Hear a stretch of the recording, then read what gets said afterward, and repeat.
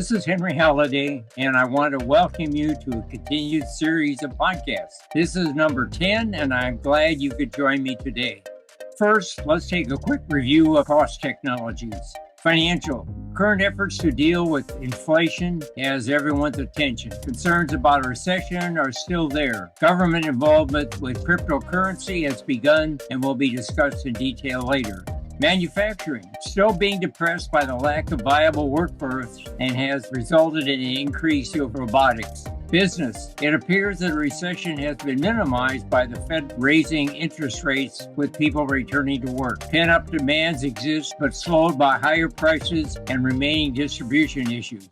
Transportation. The government action to fund improved transportation will help long term, but with little help reducing the immediate need for workers in trucking, airline, rail, manufacturing, and critical medical fields. The rapid evolution of robotics is shifting to focus on monotonous and hazardous positions.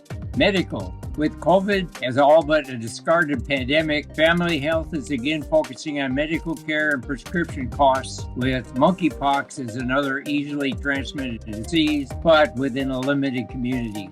Security. Remember to keep passwords safe, watch for scams, and suspicious internet offers and communications. Communications. 5G mobile has provided very little verification in demonstrating that a live environment to verify actual time delays in using 5G for vehicle communications for traffic and mitigation and accident avoidance is available. Aerospace. Airlines are still suffering from a lack of adequate trained personnel, including pilots, onboard assistants, ground support, and trained mechanics. Computing. The excessive energy used by computer resources to support crypto applications is still uncontrolled or regulated. Robotics. This area continues to evolve rapidly, particularly in use of artificial intelligence to reduce training and increase applications within different environments, applications, and/or uses. And now let's take a more specific look at some technologies. Financial. Cryptocurrency. A presidential order has been issued to begin a U.S. program to define and scope to set in motion a process and structure to address a United States digital currency. This includes ways to reduce risk that digital assets involve, ways to provide stability and integrity, ways to provide/prevent criminal and illicit finance. Finally, ways to assure human rights and financial equity.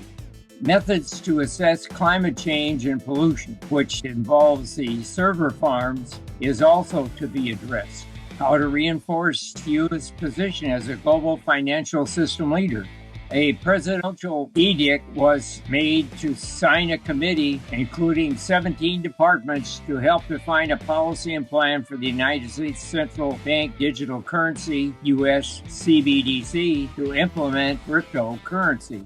By September 22, the Secretary of Treasury will deliver a report to the President on the inclusion of digital currencies within the U.S. financial systems, and by October 22, whether a legislative proposal needs to be prepared.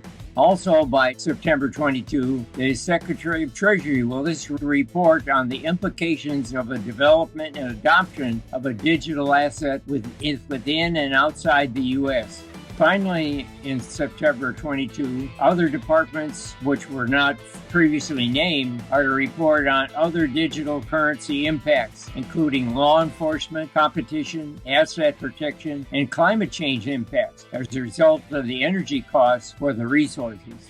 Finally, in October of 22, the Secretary of Treasury will convene a Financial Stability Oversight Committee, FOSC, to assess the implementation. The next steps are unclear whether a giant leap or incremental implementation is possible. Because many countries are dependent on the U.S. dollar, this could take years.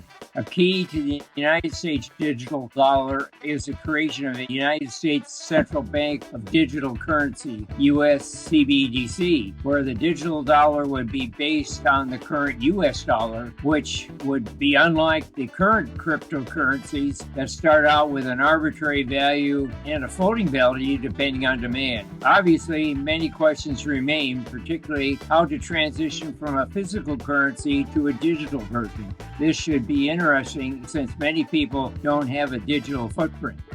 Moving on to manufacturing, business, and technology integration, the lack of qualified employees and the expanding use of flexible and mobile cobots with increased AI for beyond repetitive and hazardous application is increasing. A robot ability to adapt to work with a minimum human action is the key. We are beginning to see this in some services and dispensing applications, and more on this later. Transportation. A more robotic version is being proposed and developed for driverless air taxis, wireless remote trucking, and other means of transportation. Obviously, robotic trains seems to be a natural target due to the constraints that the tracks impose already. Personal vehicle automation faces a serious issue on liability, safety, and security, but widespread use is a certainty. Robotics. The latest news from Cape Canaveral Space Force Station, Florida, is using four-legged robots as security patrols and for damage assessment. Officially referred as the Ghost Robotics Quadruped Unmanned Ground Vehicles, or QUGV, these robot dogs are used for manual and repetitive tasks in saving significant man-hours. These robot dogs have been used for the past 2 years and are planned to help secure the United States-Mexico border. These robots are rugged, weatherproof, and can even be operated underwater. They operate autonomously or by a human controller. They can be fitted with antennas to extend the areas with little or no infrastructure available. Oh, by the way, there are versions of War of the Worlds where aliens use four-legged robots to serve as attack animals with weapons. That's all for this particular subject. Similar, less violent applications are being addressed throughout the industry to overcome the labor shortages and drive down operational costs. Medical. The advancement of artificial intelligence, AI, in medical diagnosis continues for the use of diseases and treatment of mental disorders. Currently, X-ray and CT scans create images with high resolution that require intensive viewing to detect abnormalities, such as doctors spend hundreds of hours of valuable time trying to identify image features, suggesting areas of existing or future problems. For example, cancer. Usually multiple images need to be examined and compared. The place where AI comes in, tirelessly comparing numerous images rapidly with precision. However, diagnostic remains with the doctors who are licensed to provide prognosis to patients. However, AI can provide doctors with results of millions of data points scanned rapidly with programmed criteria for reporting. Such data for existing cancer patients before and after cancer appears may be used to suggest potential issues for current healthy patients. This has been demonstrated in breast cancer cases for years in advance of actual cancer appearance. Still, a lot of work remains on the predictive algorithms and how to inform patients. The doctor's work, in other words. In addition, chatbots are beginning to appear to help diagnose and treat mental illness. Using an Alexa-like voice, Amazon human voice simulation, even a phone interface can be used to diagnose, treat, and help mentally disturbed. With AI on the back end, the interface can choose questions and associate answers to help patients. This remote diagnostics can also be helped to help sick, injured, or mentally disturbed people remotely. Obviously, remotely dealing with patients is still in the infancy, but may be coming nearer to you soon. Security. Obviously, the current efforts are focused on wireless communication, but physical security is also important. Video cameras are proliferating as people try to protect their property, and we can see robotics added to visual security to deter violations of our property. Only time will tell. Increase in AI in video and audio processing has all created a new concern over what is called deep fakes. That's DEEPFAKES. The use of photoshopping and a deep learning version of AI applied to video and audio recordings has demonstrated that lifelike versions of real people saying and moving, but with replaced synthesized segments and real moving images can be produced. That is deep fakes. So far, only test scenes have been shown, but in the future, how can we tell a deepfake leader or president from the real thing if created by a foreign agency? This use of technology to synthesize communication is frightening and yet has no solution. Has been suggested other than to trust in the proper use in legislation. More on this later. Home automation.